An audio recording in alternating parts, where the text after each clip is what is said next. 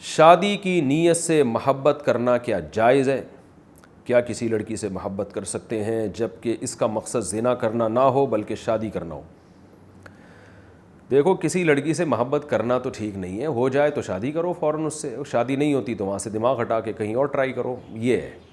کیونکہ اس سے یہ مطلب کہ محبت کرنا، باقاعدہ پلان کر کے محبت کر رہے ہیں، پھر اس محبت کو طول دے رہے ہیں، 6 سال ریلیشن ہو رہا ہے، یہ تو بالکل حرام اور ناجائز ہے۔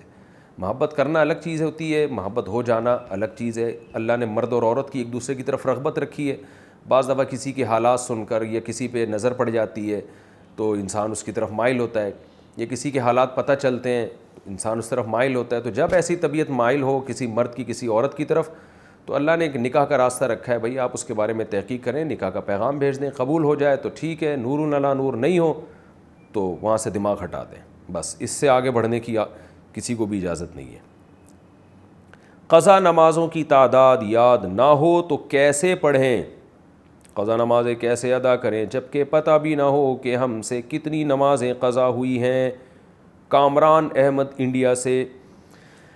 دیکھیں، قضا نمازوں میں آپ کو غور کرنا پڑے گا کہ میں بالغ کب ہوا تھا، کس سال بالغ ہوا تھا، اس کے بعد سے کتنی نمازیں، عام طور پر میں ایوریج نمازیں نکالیں پڑھتا رہا ہوں، کتنی چھوڑتا رہا ہوں، ایک ایوریج نکال کے آپ کو یہ خود ہی حساب لگانا ہے۔ میں آپ کے بارے میں نہیں بتا سکتا کہ کتنی نمازیں آپ کی قضا ہوئی ہیں۔ جب آپ نہیں اپنے بارے میں بتا سکتے تو میں آپ کے بارے میں کیسے بتا سکتا ہوں کامران صاحب؟ تو اس لیے آپ کی کامران صاحب، آپ کی کامرانی اسی میں ہے، آپ کامیاب و کامران اسی صورت میں ہوں گے کہ آپ اپنی کھوپڑی استعمال کریں، آپ بیٹھ جائیں اور اندازہ لگائیں۔ تو ایسی صورت میں ظن غالب پر عمل کیے جاتے ہیں کہ احتیاط کر کے ایک اندازہ لگا دیں کہ بھائی فجر کی نماز، جو بے نمازی اکثر فجر کی تو بالکل ہی نہیں پڑھ رہے ہوتے، وہ تو فجر کی ایک سال میں 365 دن ہوتے ہیں، تو بھائی 365 دنوں میں اتنی پڑھ لی ہوں گی، اتنی نہیں پڑھی ہوں گی۔ جب سے 15 سال میں بلوغت کی عمر ہوتی ہے، جب فرسٹ ٹائم نائٹ فال ہوتا ہے، احتلام ہوتا ہے، تو وہ اس وقت لڑکا بالغ ہو جاتا ہے۔ 14 سال میں بھی ہو جاتا ہے، 15 سال میں بھی ہو جاتا ہے، ورنہ 15 سال تو باہر، اور یہ اسلامی سال ہوتے ہیں۔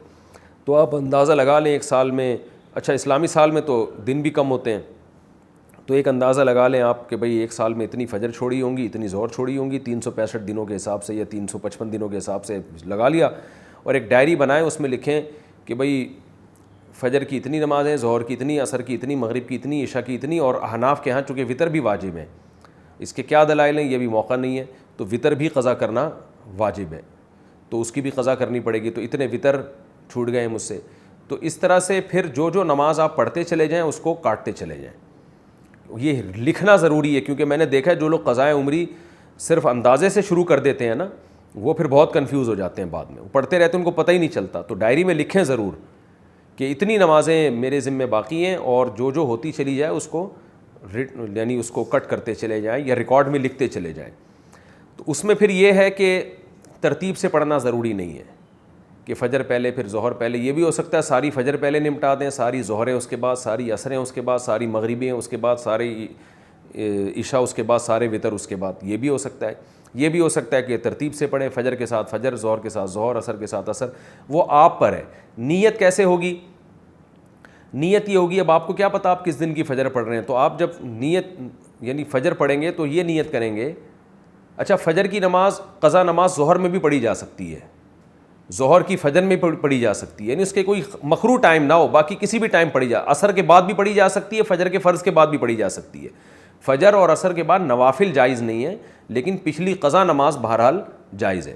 تو نیت کیسے ہوگی؟ نیت ایسے ہوگی، جب آپ مثلاً فجر پڑھیں گے تو آپ یہ نیت کریں گے، دل میں ایک تھوڑا سا سوچ لیں گے کہ میرے ذمے جتنی بھی فجر کی نمازیں باقی ہیں، تو ان میں جو سب سے پہلے نمبر پہ نماز آتی ہے نا، وہ والی پڑھ رہا ہوں اس وقت میں، تو نیت باندھ لیں آپ۔ پھر جب دوبارہ فجر کی نماز قضا کریں گے تو بھی یہی نیت کریں گے کہ میرے ذمے جتنی بھی فجر کی نمازیں باقی ہیں ان میں جو سب سے پہلے نمبر پہ آتی ہے وہ والی پڑھ رہا ہوں، کیونکہ جو اس سے پہلے پڑھی ہے وہ تو اب ذمے میں آ ہی نہیں رہی نا، وہ تو ہو گئی، تو اب جو ذمے میں آتی ہے ان میں سب سے پہلی والی۔ تو اسی طرح سب سے ظہر میں یہی نیت کہ میرے ذمے جتنی بھی ظہر کی نمازیں ہیں ان میں جو سب سے پہلے نمبر پہ ظہر کی نماز آتی ہے، جو میرے ذمے میں باقی رہ گئی ہیں، ان میں سب سے پہلی نماز پڑھ رہا ہوں میں۔ پھر جب دوبارہ ظہر پڑھیں گے تو بھی یہی نیت کہ جو نمازیں میرے ذمے میں ظہر کی باقی رہ گئی ہیں ان میں جو سب سے پہلے نمبر پہ ظہر آتی ہے وہ والی پڑھ رہا ہوں میں۔ اسی طرح نمازیں آپ پڑھتے چلے جائیں، اور اللہ کرے یہ فریضہ جلدی ہو۔ جلدی سے جلد ادا ہو جائے.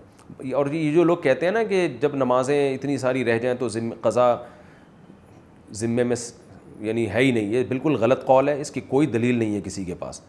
نماز میں اصل یہی حکم ہے, قرآن و سنت سے واضح طور پہ پتہ چلتا ہے کہ جب وہ قضا ہوگی تو چاہے جان کر قضا کی ہو, بھولے سے قضا کی ہو, بہرحال آپ نے توبہ بھی کرنی ہے اور اس کی قضا بھی کرنی ہے. ہمیں کوئی ایسا ثبوت نہیں ملتا قرآن و سنت سے کہ صرف توبہ سے وہ نماز معاف ہو جائے گی اور قضا پڑھنے کی ضرورت نہیں ہے.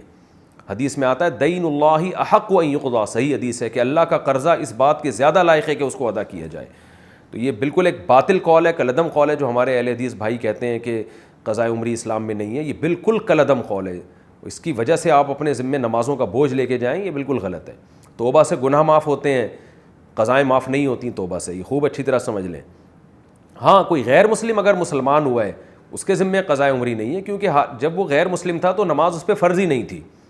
جس دن اسلام قبول کرے گا اس دن کے بعد سے جو نمازیں چھوٹیں گی وہ اس پہ قضا اس کی لازم ہوگی. تو یہ اجماعی مسئلہ ہے, اس میں اختلاف کی گنجائش نہیں ہے.